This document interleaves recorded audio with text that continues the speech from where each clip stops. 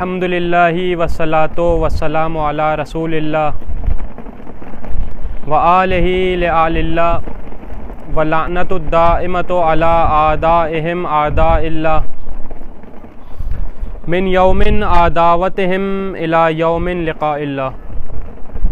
अम्मा बाद फ़क़त क़ाल अल्लाहु सुब्हानहु व तआला फ़िल क़ुरआनिल मजीद वल फ़ुरक़ानिल हमीद। बिस्मिल्लाहिर्रहमानिर्रहीम। या अय्युहल्लज़ीना आमनू इत्तक़ुल्लाह व कूनू मअस्सादिक़ीन। सलावत बर मोहम्मद व अल्लाहुम्मा सल्लि अला मुहम्मद व आले मुहम्मद। अज़ीज़ान गिरामी, आज मुहर्रम की पहली तारीख़ है। मुहर्रम के महीने में हम दाखिल हो चुके हैं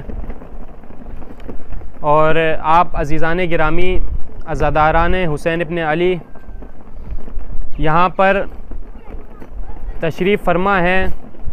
क़ल्बे महज़ून मादर हुसैन इब्न अली की तसल्ली और तशक्की के लिए और अजर रिसालत की अदायगी के लिए। खुदा उन हाथों को सलामत रखे जो या हुसैन करते हुए सीने पर पड़ते हैं। खुदा उन ज़बानों को सलामत रखे जो या हुसैन के नारे बुलंद करती हैं। खुदा आप अज़ादारान हुसैन इब्न अली को सलामत रखे। मोमिनीन, ये मौसम अज़ादारी है, मौसम सोगवारी है, लेकिन मौसम से ये मुग़ालता ना हो कि जैसे आबो हवा का एक मौसम होता है कि मसलन सर्दी का मौसम है, गर्मी का मौसम है। नहीं, मौसम अज़ादारी इन तमाम मौसमों पर मुहित है। न सर्दी इस अज़ादारी के मौसम को, इस मोहब्बत हुसैन इब्न अली की गरमाइश को मुंजमद नहीं कर सकती, और ना गर्मी हुसैनियों से हुसैनियत का रास्ता रोक सकती है। ना सर्दी में बरसने वाली वो बर्फ़ व बारान हुसैनियत का हुसैनियों से राब्ता मुनक़ता नहीं कर सकती। इसी तरह से कोई भी मौसम, ये मौसम अज़ादारी है, ये आबो हवा के मौसमों की तरह नहीं है। आबो हवा के मौसमों की अपनी एक मियाद होती है, अपना एक टाइम पीरियड होता है। वो एक वक्त पर शुरू होते हैं और फिर एक वक्त पर ख़त्म हो जाते हैं। एक वक्त शुरू होते हैं, मसलन सर्दियाँ आती हैं, अपना टाइम पीरियड मुकम्मल करती हैं और फिर चली जाती हैं। इसी तरह से गर्मी का मौसम आता है, गर्मियाँ आती हैं और चली जाती हैं। बहार आती है, चली जाती है। ख़िज़ां आती है, पत्ते झड़ते हैं और अपना रख्ते सफ़र बांध लेते हैं हर मौसम। लेकिन ये मौसम अज़ादारी, इसका ताल्लुक़, इसका राब्ता सारी ज़िंदगी से है, क्योंकि हुसैन इब्न अली से हमारा राब्ता चंद लम्हों का राब्ता नहीं है, बल्कि हुसैन इब्न अली से हमारा राब्ता निजात का राब्ता है। और निजात चंद लम्हों के लिए नहीं होती, बल्कि पूरी ज़िंदगी पर मुहित हुआ करती है। निजात पूरी ज़िंदगी पर मुहित हुआ करती है। अज़ीज़ान गिरामी, मुहर्रम आ चुकी है। मुहर्रम के चंद आदाब आइम्मा अतहार ने बयान फरमाए हैं कि कुछ आदाब मुहर्रम के इमाम अली रज़ा अलैहिस्सलातु वस्सलाम अल्लाहुम्मा सल्लि अला मुहम्मद व आले मुहम्मद फरमाते हैं कि जब मुहर्रम का महीना दाखिल होता था, मुहर्रम का चाँद नज़र आता था, तो किसी ने भी मेरे वालिद को मुतबस्सिम नहीं देखा, किसी ने भी मेरे वालिद को मुस्कुराता हुआ नहीं देखा।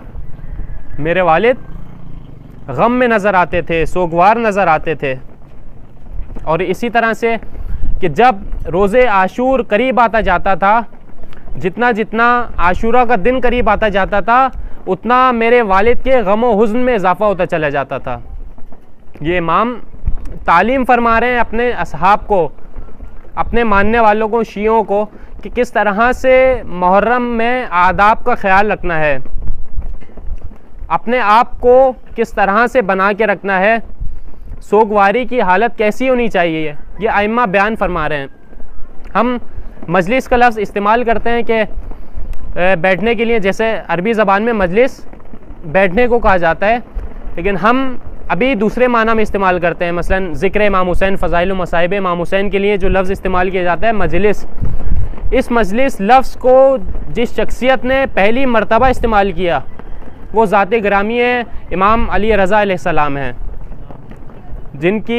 जिन्होंने मजलिस का लफ्ज़ फ़ज़ाइल मसाइब इमाम हुसैन बयान करने के लिए इस्तेमाल किया, और उन्हीं की बरकत से जो है आज हम मजलिस का लफ्ज़ इस तरह से बयान फरमाते हैं। और सबसे ज़्यादा जो मौका फ़राहम हुआ इमाम अली रज़ा अलैहिस्सलाम को, अज़ादारी हुसैन इब्न अली का जो पैगाम है, मकसद इमाम हुसैन का जो पैगाम आम किया, सोगो अज़ा व मजालिस का सिलसिला जो सबसे ज़्यादा फैलाने का मौका मिला वो ज़ात गिरामी इमाम अली रज़ा अलैहिस्सलाम है।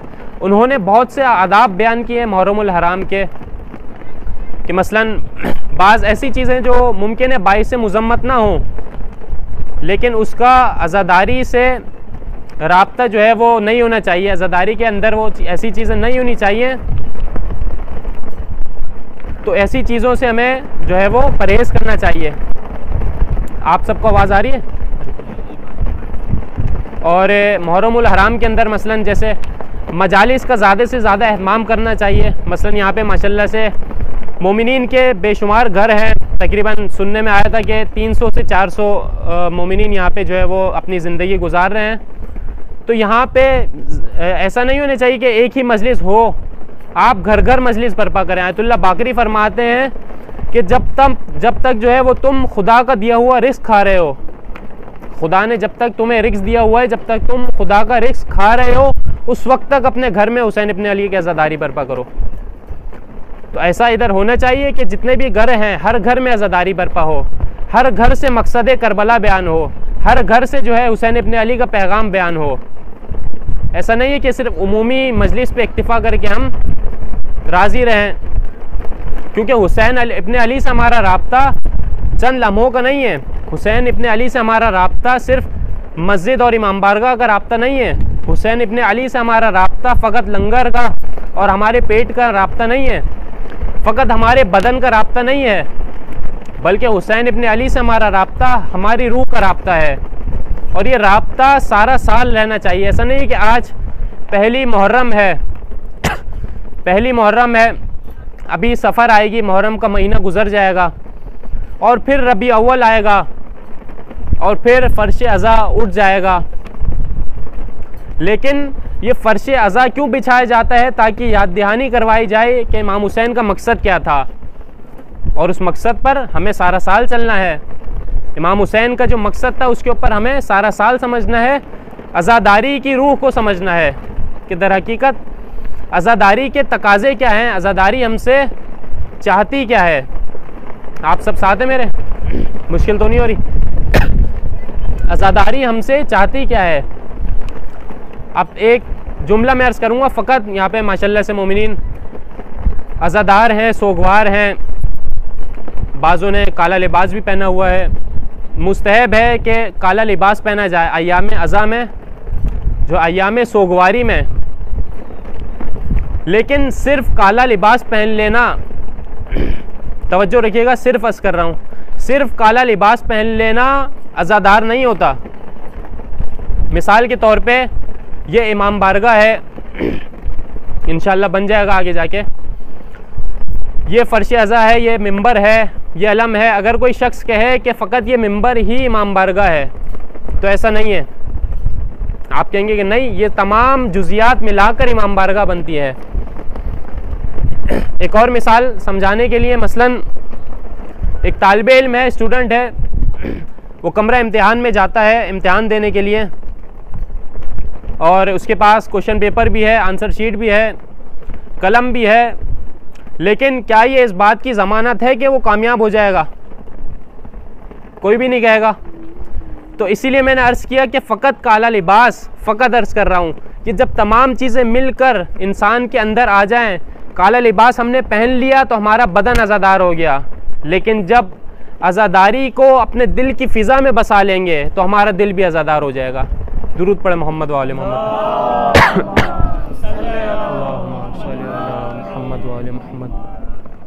अज़ीज़ान मोहतरम, आज हम यहाँ पे तशरीफ़ फरमा है और इसे हम कहते हैं कि अजर रिसालत की अदायगी।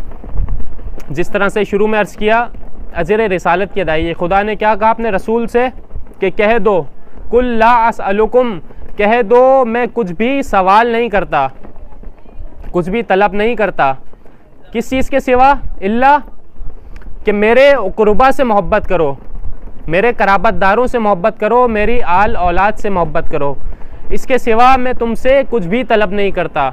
तो जो अज़ादारी हुसैन इब्न अली में आ जाता है वो ये बता देता है कि मैं नमाजी भी हूँ, मैं विलाई भी हूँ, और दर हकीकत जो है वो अजर रिसालत का अदा करने वाला भी हूँ।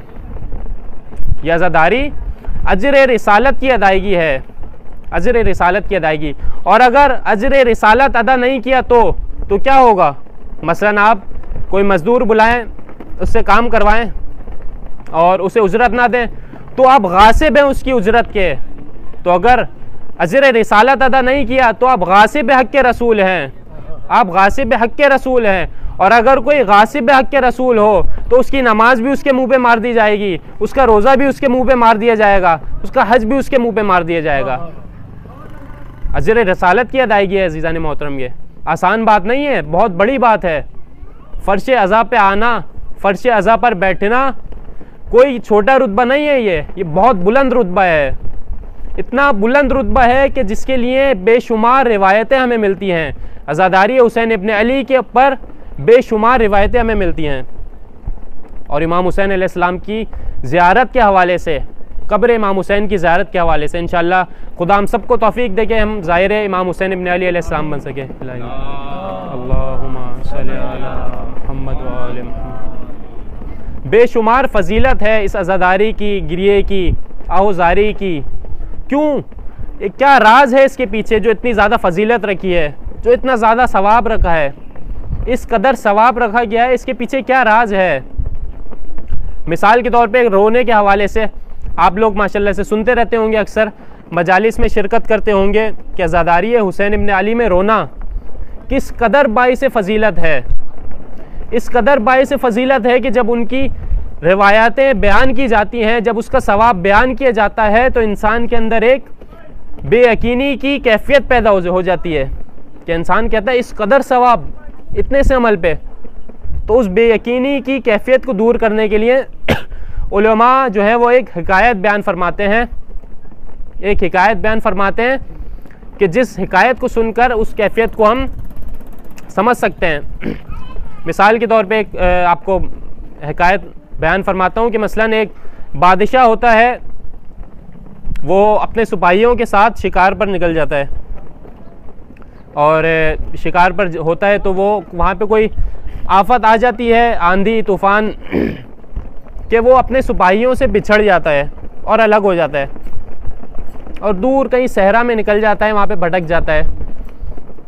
और उसके बाद जो है वो हालत बहुत उसकी शिकस्ता हो चुकी होती है, बहुत बुरी हालत होती है, भूखा प्यासा होता है। तो इतने में उसको एक घर नज़र आता है, तो उस घर की जानिब जाता है। जब उस घर की जानिब जाता है तो घर में जो एक शख्स रह रहा होता है, ज़िंदगी गुजार रहा होता है, वो बहुत ज़्यादा मेहमान नवाज होता है। वो मेहमान नवाजी करता है अगर कोई भी उसके घर पे आ जाए। तो बादशाह उसके घर पे दस्तक देता है, कहता है मैं बिछड़ गया हूँ अपने काफ़िले से। उसको मालूम नहीं होता कि ये बादशाह है, ना बादशाह उसको बताता है।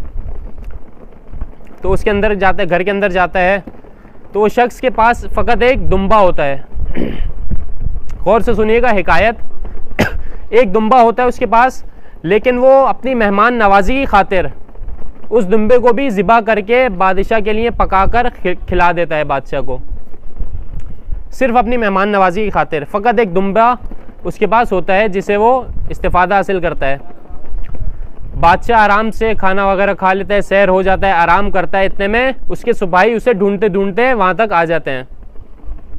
और बादशाह जब अपने महल दोबारा पहुँच जाता है, बादशाह जब अपने महल पहुँच जाता है तो बादशाह अपने वज़रा को, अपने मुशीरों को बुलाकर कहता है कि इस शख्स ने मेरी इस तरह से मदद की, तो बताओ कि मैं उसके लिए क्या दूं, उसको क्या अजर व सवाब दूं, उसको ऐसा क्या चीज़ दूं कि उसका हक़ अदा हो जाए। तो मुशीर आते हैं, बादशाह को अपनी अपनी राय देते हैं। कोई कहता है कि इतने तुम जो है वो इतने जेवरात दे दो, तुम उसको घर दिला दो, तुम फ़लाँ फ़लाँ मुख्तलिफ मशवरे देते हैं। आखिर में एक वज़ीर आता है, वो कहता है कि हक़ तो ये बनता है कि तुम अपनी बादशाहत उसको दे दो, तुम अपनी सारी बादशाहत उसको दे दो, क्योंकि उसके पास जो कुल मताए हयात थी वो उसने तुम पर कुर्बान कर दी। अब तवज्जो रखिएगा अज़ीज़ान मोहतरम, अब यहाँ पर मामला अजीब है। हुसैन इब्ने अली जिसने अपना सब कुछ कुर्बान कर दिया, सब कुछ कुर्बान कर दिया, और वहाँ पर जो खुदा है, वो जो बादशाह है उसकी मिल्कियत लामहदूद है। यहाँ पर जो बादशाह है उसकी मिल्कियत महदूद है, लेकिन वो जो बादशाह है उसकी मिल्कियत लामहदूद है। ये मामला बड़ा अजीब है। तो अज़ादारे हुसैन इब्ने अली जितनी झोली फैलाएगा, खुदाए हुसैन उसकी उतनी झोली भरेगा इंशाअल्लाह। नाराए तकबीर, अल्लाहु अकबर, नाराए रिसालत, नाराए हैदरी, बराए खुशनुदिये इमामे ज़माना बुलंद पर सलवात। अल्लाहुम्मा सल्ली अला मुहम्मद व आले मुहम्मद। जी, तो कुछ बहुत सारी रिवायतें हम इस तरह से सुनते हैं कि मसलन इस कदर सवाब, तो हिकायत से हमारे जहन में बात वाज़े हो जाती है कि वो खुदा जिसकी मिल्कियत लामहदूद है, वो जितना चाहे अता कर सकता है। और हक़ क्या बनता है, आप तवज्जो रखिएगा, हक़ क्या बनता है, हिकायत जहन में रखिएगा। एक रिवायत जो है वो इमाम से मंसूब है कि वो फरमाते हैं कि अगर कोई शख्स मसाइब हुसैन सुनकर या गम हुसैन सुनकर उसकी आँख से एक आंसू निकले, वो उसके रुखसार तक आ जाए, वो आंसू उसके रुखसार तक आ जाए, तो उसका जन्नत में सच्चों के साथ मकाम होगा, वो जन्नत में सच्चों के साथ होगा। आपके सामने कुरान मजीद की सूरह तौबा की आयत की तिलावत का शर्फ हासिल किया कि या अय्युहल्लज़ीना आमनू इत्तक़ुल्लाह वकूनू माअस-सादिक़ीन, कि ए ईमान लाने वालों, अल्लाह का तकवा इख्तियार करो और सच्चों के साथ हो जाओ। ये सच्चे कौन है इंशाअल्लाह अर्ज़ करेंगे। खुदा क्या कह रहा है कि उस शख्स का मकाम जन्नत में सच्चों के साथ होगा, जिसकी आंख से एक कतरा अश्क बह कर उसके रुखसार तक आ जाए। और इसके अलावा भी बहुत सारी रिवायतें हमें मिलती हैं कि मसलन अगर किसी का चेहरा बेचैनी की कैफियत में आ जाए, मसाइब अहले बैत सुनकर, मसाइब इमाम हुसैन सुनकर किसी के चेहरे पर बेचैनी की कैफियत आ जाए, तो खुदा दुनिया में और क़यामत के बाद उसके चेहरे से बेचैनी को दूर कर देगा, उसके चेहरे से बेचैनी को ख़त्म कर देगा, वो पुरसुकून हो जाएगा। और इसके अलावा ये तो हम बात कर रहे थे कि आंसू बाहर आ जाए। इमाम जाफ़र सादिक अलैहिस्सलाम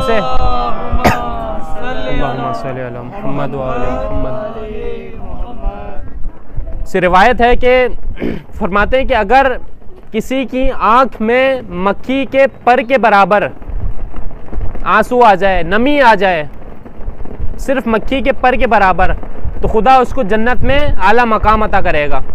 इस कदर फजीलतें बयान की जाती हैं अज़ादारी हुसैन इब्ने अली की, गिरिया उजारी है हुसैन इब्ने अली की, कि हम इमाम हुसैन के लिए औजारी करें, गिरिया करें। इतनी रग़बत क्यों दिलाई गई है? बहुत सारी रिवायतें में मिलती हैं कि मसलन जो ज़ाहिर करबला होगा तो उसका इतना सवाब है, इतना सवाब है।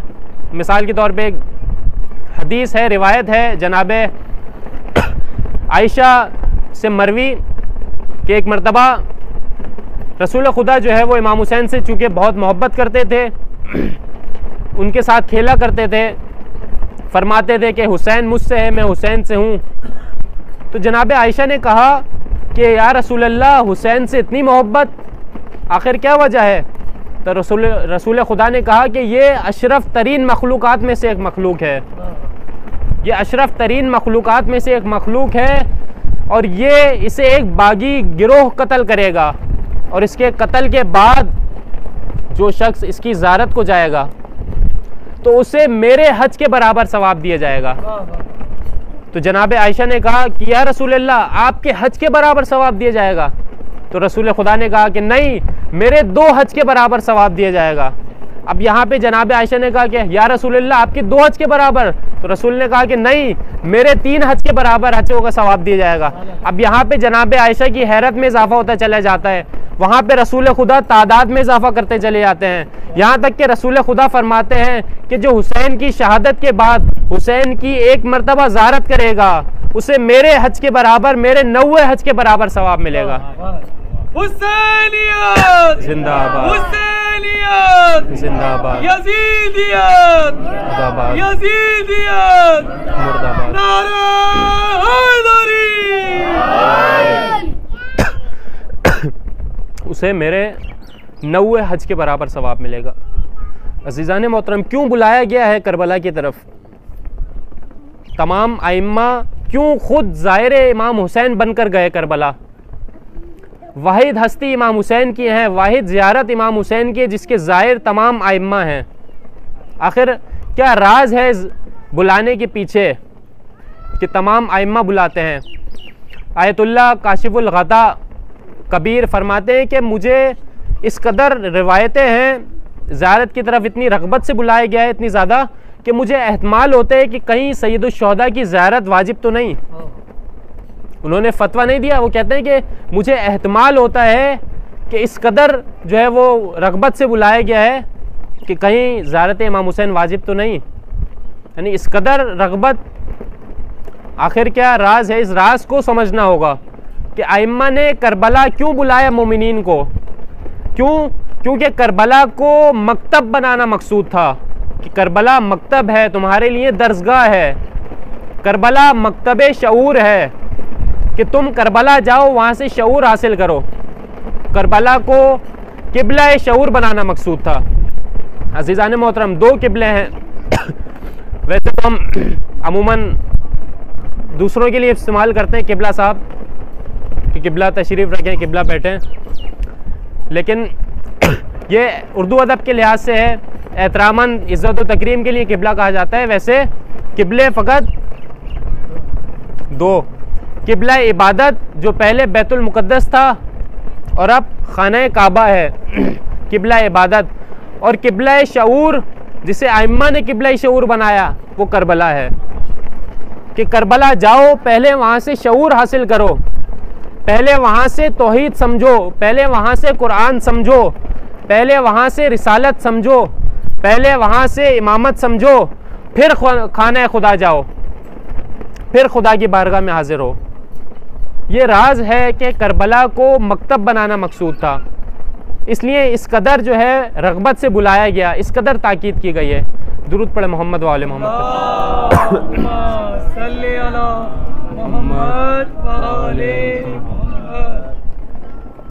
बारे दीगर सलावत अल्लाहुम्मा सल्ली अला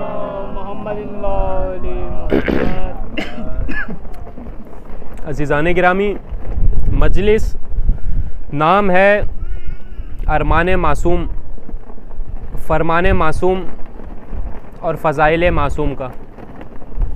चंद जुमले अज़मत अमीर अल-मोमिनीन के बयान करना ज़रूरी समझता हूँ, फिर उसके बाद आपकी ज़हमतों को तमाम करूँगा। अमीर अल-मोमिनीन, आप लोग तक तो नहीं गए, मेरे साथ हैं। अमीर अल-मोमिनीन जब ज़रबत लगने के बाद आखिरी अय्याम में थे तो अपने करीबी तरीन सहाबियों से पूछा कि अगर किसी को कोई सवाल पूछना है तो सवाल पूछ ले, अगर किसी ने कुछ पूछना है तो पूछ ले। तो अमीर अल-मोमिनीन के इमाम अली अलैहिस्सलाम के करीब तरीन सहाबियों में से एक नाम मिलता है हमें, सासा इब्न सोहान।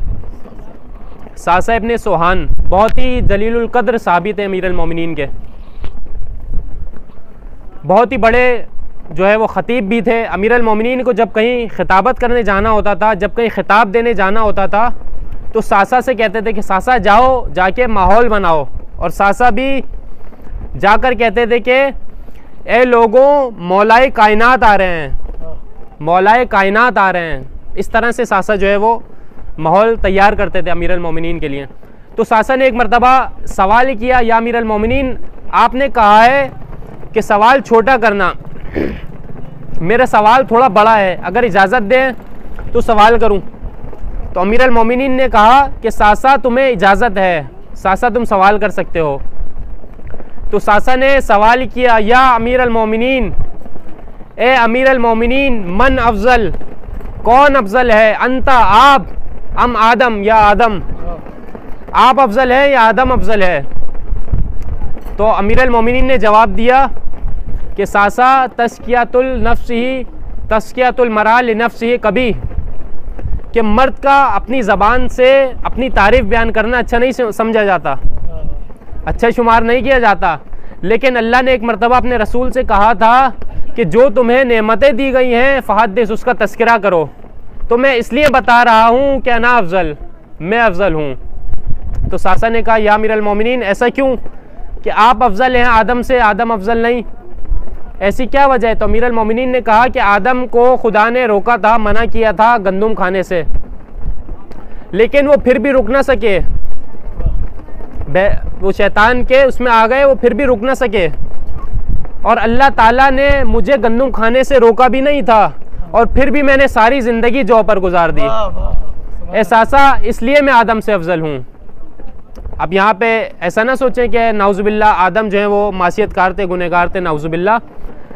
छठे इमाम से रिवायत है कि अल्लाहुम्मा सल्ली अला मुहम्मद व आले मुहम्मद, कि एक मरतबा जिब्राइल अमीन आदम की खिदमत में आए और कहते हैं कि आदम, जब तुम्हें अल्लाह ताला ने मना किया था कि गंदुम नहीं खाना तो तुमने क्यों खाई। तो आदम कहते हैं कि ए जिब्राइल, मैं तसव्वुर भी नहीं कर सकता था कि कोई खुदा की कसम खाकर झूठ बोल देगा, और शैतान ने मुझे कहा कि ये खा लो, कुछ नहीं होगा, अल्लाह की कसम खाकर। तो ऐसा नहीं है कि नाउज़ुबिल्लाह वो मासियतकार हैं, तर्क औला। तो फिर सासा ने अगला सवाल किया कि या अमीर अल मोमिनीन, मन अफजल, कौन अफजल है, अंता आप, अम इब्राहीम, या इब्राहीम अफजल हैं। तो अमीर अल मोमिनीन ने जवाब दिया, सासा अना अफजल, मैं अफजल हूँ। तो सासा ने कहा, अमीर अल मोमिनीन आप अफजल हैं, इब्राहीम अफजल क्यों नहीं है। तो अमीर अल मोमिनीन ने क्या जवाब दिया कि इब्राहीम ने एक मरतबा खुदा से कहा था, ए खुदा, मैं देखना चाहता हूँ तू मुर्दे कैसे ज़िंदा करता है, मैं देखना चाहता हूँ तू मुर्दे कैसे ज़िंदा करता है। तो अल्लाह ताला ने इब्राहीम से क्या कहा कि इब्राहीम, क्या तुझे हम पे ईमान नहीं है, क्या तू हम पर ईमान नहीं रखता। तो इब्राहीम ने कहा कि ईमान तो रखता हूँ, लेकिन इत्मीनाने कल्ब की खातिर देखना चाहता हूँ, इत्मीनाने कल्ब की खातिर देखना चाहता हूँ तू मुर्दे कैसे ज़िंदा करता है। और सासा, मैंने एक मरतबा कहा था कि अगर कायनात के तमाम पर्दे हट भी जाएं, कायनात के तमाम राजों से पर्दे हट भी जाएं, तो मेरे यकीन में ज़र्रा बराबर भी इजाफा नहीं होगा। सासा, इसलिए मैं इब्राहीम से अफजल हूँ।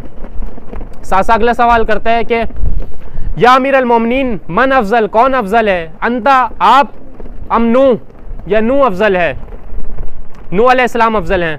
अमीर अल मोमिनीन जवाब देते हैं, सासा अना अफजल, कि सासा मैं अफजल हूँ। सासा कहते हैं कि या अमीर अल मोमिनीन, क्या वजह है कि आप अफजल हैं नूह से। तो अमीर अल मोमिनीन क्या कहते हैं कि नूह ने इतने साल तबलीग की, दो रिवायतें मिलती हैं ज़ीज़ानी मोहतरम, कि नूह ने इतने साल तबलीग की और आखिर में तंग आकर बद्दुआ दे दी, और मैंने 25 साल जिस तरह से गुजारे, जितने दर्दनाक मैंने 25 साल गुजारे, फिर भी मैंने बद्दुआ नहीं की। एहसासा, इसलिए मैं नूह से अफजल हूँ। और दूसरी रिवायत है जिसमें अमीर अल मोमिनीन जवाब देते हैं कि नूह का बेटा काफिर और मेरे बेटे शबाब अहले जन्ना, एहसासा, इसलिए मैं नूह से अफजल हूँ। अब सासा अगला सवाल करता है कि या अमीर अल मोमिनीन, बस ये वाक़या तमाम करके आपकी ज़हमतों को तमाम करूँगा, तवज्जो रखिएगा, तवज्जो से सुने। सासा सवाल करता है, या अमीर अल मोमिनीन, मन अफजल, कौन अफजल है, अंता आप, अम मूसा, आप अफजल है या मूसा अफजल है। तो अमीर अल मोमिनीन कहते हैं, सासा अना अफजल, सासा मैं अफजल हूँ। तो सासा कहता है, क्या वजह है कि मूसा अफजल नहीं, आप अफजल हैं। कहा कि मूसा ने फिरौन के एक सिपाही को कत्ल किया था, और जब खुदा ने मूसा को कहा कि जाओ फिरौन के पास, फिरौन के दरबार में उसे तौहीद की दावत दो, उसे इलाहियत की दावत दो, उसे खुदा की तरफ बुलाओ। तो मूसा ने खुदा से सवाल किया था कि खुदा, मैंने उनका एक बंदा मारा है, मैंने उनका एक बंदा कत्ल किया हुआ है, मुझे खौफ है कि कहीं वो मुझे उस बंदे के बदले में मुझे कत्ल ना कर दें, तो मेरी कमर मजबूत हो जाए, इसलिए मेरे भाई मेरे साथ हारून को भेज। ऐसा मूसा ने अपने साथ हारून को तलब किया था। और एक मरतबा जब सूरह बरात नाजिल हुई तो एक मरतबा रसूल खुदा ने मुझे कहा कि मक्का जाओ और वहाँ पे ऐलान बरात करो। और मक्का में एक घर ऐसा नहीं था जहाँ मेरा कत्ल किया हुआ ना हो। किसी का भाई, किसी का बाप, किसी का चाचा, किसी का नाना, सब मेरे हाथों कत्ल हुए थे। एक घर ऐसा नहीं था जहाँ पे मैंने कोई कत्ल ना किया हो जंग में, लेकिन फिर भी मैं गया। अमीरुल मोमिनीन बयान करते हैं कि मैं मक्का में दाखिल हुआ, मक्का पहाड़ों के गिर्द। वहाँ से जब मैं दाखिल हो रहा था तो सब कह रहे थे कि वो देखो अली आ रहा है। और जब अमीरुल मोमिनीन मक्का जा रहे थे उस वक्त हालत एहराम में थे। हालत एहराम में ना ज़िरा बांध सकते हैं ना तलवार रख सकते हैं। अमीरुल मोमिनीन उस वक्त हालत एहराम में थे। तो बयान करते हैं कि मैं मक्का के अंदर जब दाखिल हो रहा था घोड़े पे, अपनी सवारी पे, तो लोगों की आवाज़ें आ रही थी कि वो देखो तुम्हारे बाप का कातिल आ रहा है, वो देखो तुम्हारे बेटे का कातिल आ रहा है, वो देखो तुम्हारे नाना का कातिल आ रहा है, वो देखो अली आ रहा है, वो देखो अली आ रहा है। पूरा मक्का अली अली कर रहा था। और फिर जब मैं मक्का के अंदर दाखिल हुआ, मैं काबा की छत के ऊपर चढ़ा। काबा की छत के ऊपर चढ़कर मैंने लोगों को कहा कि काफिरों तुम काफिर हो, ए मुशरिकों तुम मुशरिक हो, मक्के से निकल जाओ, खुदा का पैगाम आया है कि मक्का खाली कर दो। और फिर उसके बाद मैंने लोगों की आंखों में देखा, मुझे उनकी आंखों में खौफ नजर आया, मुझे उनकी आंखों में खौफ नजर आया। एहसासा इसलिए मैं मूसा से अफजल हूँ, एहसासा इसलिए मैं मूसा से अफजल हूँ। तो फिर सासा ने सवाल किया, या अमीरुल मोमिनीन मन अफजल अम ईसा अंता अम ईसा, अमीरुल मोमिनीन आप अफजल हैं या ईसा अफजल हैं? तो अमीरुल मोमिनीन ने कहा कि सासा अना अफजल, मैं अफजल हूँ। तो सासा ने पूछा कि या अमीरुल मोमिनीन क्या वजह है कि ईसा अपने मरियम अफजल नहीं, आप अफजल है? तो अमीरुल मोमिनीन ने जवाब दिया कि सासा, जब ईसा अपने मरियम की विलादत होने वाली थी तो ईसा की मादर गिरामी बैतुल मुक़द्दस के अंदर थी, बैतुल मुक़द्दस के अंदर थी। तो आवाज़े गैब आई कि हा हुना बैतुल इबादा ला बैतुल विलादा, कि ये बैत इबादत है, बैत विलादत नहीं है, उखरिज निकल जाओ। और जब मेरी वालिदा काबे के बाहर थी, काबे के अंदर नहीं। अब यहाँ पे एक जुमला कहना ज़रूरी समझता हूँ कि एक दरवाज़ा था जो आमो ख़ास के लिए था, खुदा ने कहा कि नहीं, मेरा नया मेहमान आ रहा है, एक नया दरवाज़ा बनाओ। जनाबे अमीरुल मोमिनीन की वालिदा काबा के बाहर थी तो आवाज़ कुदरत आई, गैब से आवाज़ आई। अमीरुल मोमिनीन कहते हैं कि मेरी वालिदा जब काबे के दरवाजे के बाहर थी तो दरवाजे के बराबर में दूसरी जगह पे दरारें पड़ना शुरू हुई, वहाँ पे एक नया दरवाज़ा बना और आवाज़ कुदरत आई, उदखिल दाखिल हो जाओ या फातिमा बिनते असद। और मेरी विलादत खाना खुदा में हुई।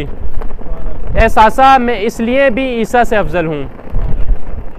तो इस तरह से हम जो है अमीरुल मोमिनीन ये ख़ुद बयान फरमाते हैं, हमारा मुसल्लम अकीदा है कि अमीरुल मोमिनीन अम्बिया से अफजल हैं। हम इस कदर अफजल इमाम के मानने वाले हैं, हम इस कदर अफजल इमाम के पैरोकार हैं, हम इस कदर अफजल इमाम की इमामत के कायल हैं कि जो हम बयान कर रहे हैं आपके सामने। सलावत पढ़े मोहम्मद वाले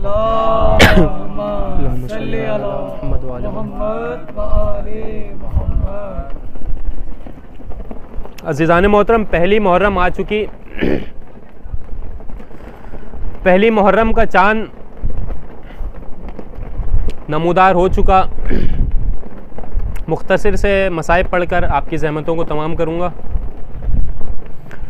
अज़ीज़ान मोहतरम, अज़ादारान गिरामी, आपने कल अपनी छतों पर चढ़कर चाँद तो देख लिया होगा और फिर घर आकर ठंडा पानी भी पिया होगा और फिर सुकून से सो भी गए होंगे। लेकिन आपको मालूम है ज़ैनब ने ये चाँद कहाँ पर देखा था? अज़ीज़ान गिरामी, आपको मालूम है ज़ैनब ने ये चाँद सफ़र में देखा था। ज़ैनब ने ये चाँद सफ़र में देखा था। पहली मुहर्रम आ गई, रवानगी इमाम हुसैन अलैहिस्सलाम है। पहली मुहर्रम को रवानगी इमाम हुसैन के मसाइब पढ़े जाते हैं। मुख्तसर से मसाइब बयान करूँगा, उसके बाद आपकी ज़हमतों को तमाम करूँगा। इमाम हुसैन अलैहिस्सलाम जनाबे उम्मे हानी की खिदमत में जाते हैं, उम्मे सलमा की खिदमत में जाते हैं। और जनाबे उम्मे सलमा इमाम हुसैन की नानी जान इमाम हुसैन से कहती है, हुसैन मैंने सुना है कि तुम आज़िम करबला हो, मैंने सुना है कि तुम करबला जा रहे हो। अरे कि हुसैन ना जाओ, मैंने रसूल से सुना था कि जो भी करबला जाएगा कत्ल कर दिया जाएगा। अरे हुसैन करबला ना जाओ, मैंने सुना है कि करबला जो भी जाएगा वो कत्ल कर दिया जाएगा। तो इमाम हुसैन अलैहिस्सलाम क्या फरमाते हैं कि नानी जान मैं भी जा रहा हूँ और मेरे साथ ख़वातीन इस्मत व तहारत भी जा रही हैं। नानी जान मैं भी जा रहा हूँ और ख़वातीन इस्मत व तहारत भी जा रही हैं। नानी जान आपको वो मकाम दिखाऊं कि जहाँ पर मैं शहीद किया जाऊँगा। नानी जान आपको वो मकाम दिखाऊं जहाँ पे मेरा शिशमाए अली असगर शहीद होगा। फिर उसके बाद इमाम हुसैन करबला की जानिब अपने हाथ बुलंद करते हैं, तमाम बुलंदियां पस्ती में तब्दील हो जाती हैं। उसके बाद कब्र इमाम हुसैन निकल कर उभर जाती है। इमाम हुसैन फरमाते हैं कि नानी जान वो देखिए वो मेरी कब्र है, नानी जान ये वो मकाम है जहाँ पे अपने शिशमाए अली असगर के लिए तलब आप करूँगा। नानी जान ये वो मकाम है जहाँ पे अब्बास के बाजू कलम होंगे। नानी जान ये वो मकाम है जहाँ पे अली अकबर की पर्ची लगेगी। नानी जान ये वो मकाम है जहाँ पे सकीना को तमाचे लगेंगे। नानी जान मुझे जाना होगा। उसके बाद उम्मे हानी की खिदमत में आते हैं। उम्मे हानी आती हैं, इमाम हुसैन को कहती हैं कि हुसैन जब से मैंने सुना है कि तुम करबला जा रहे हो, आवाज़ें गैब आती है कि ना जाओ, मेरा दिल डूबा जाता है, हुसैन ना जाओ। उसके बाद इमाम हुसैन ज़ियारत करते हैं रसूल खुदा की कब्र की।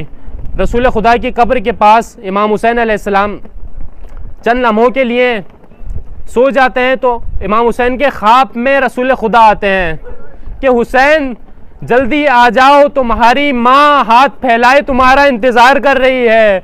ए हुसैन अब और सब्र नहीं होता, ए हुसैन जल्दी आ जाओ। इमाम हुसैन कहते हैं या रसूलल्लाह आपकी कब्र छोड़ने का दिल तो नहीं करता, माँ की कब्र छोड़ने का दिल तो नहीं करता, हसन की कब्र छोड़ने का दिल तो नहीं करता, लेकिन आपकी नामूस की हिफाजत के लिए मुझे जाना होगा, आपके दीन की हिफाजत के लिए मुझे जाना होगा। सुबह ऐलान होता है, काफिला तैयार किया जाता है, बड़ी शान शौकत से काफिला निकलता है। अम्मारियाँ लाई जाती हैं, सवारियाँ लाई जाती हैं, एक एक करके खातून आती हैं, खातून इस्मत व तहारत, एक एक करके उनका महरम आता है, एक एक करके खातून को उसमें सवार करता है। एक एक खातून अपने महरम के साथ सवारी पे सवार होती है। इतने में जनाब अली अकबर इमाम हुसैन के कान में आकर कुछ कहते हैं। अरे इमाम हुसैन अपनी नशिस्त से खड़े हो जाते हैं। अरे कौन आ रहा है? अब्बास की बहन ज़ैनब आ रही है। ऐलान हो जाता है कि अपने छतों पर कोई ना आए, गली में कोई ना आए, ख़वातीन इस्मत व तहारत आ रही हैं। अरे ज़ैनब ने एक हाथ शाने अब्बास पर रखा, एक हाथ से चूबे महमिल थामे अम्मारी पर सवार हुई, अपनी सवारी पर सवार होती हैं। इतनी शानो शौकत से काफिला चला, ये काफिला इतनी शानो शौकत से चला, जनाबे ज़ैनब को कहीं याद ना आया, अरे पूरे सफ़र याद ना आया, लेकिन 11 मुहर्रम जब काफिला चला जनाबे ज़ैनब को बहुत याद आया। अब्बास की तरफ रुक करके कहा, ए भाई अब्बास बड़ी शानो शौकत से लाए थे, आओ अपनी बहन को सहारा दो। अल्लाह लानतुल्लाहि अला कौमी ज़ालिमीन। मातम हुसैन।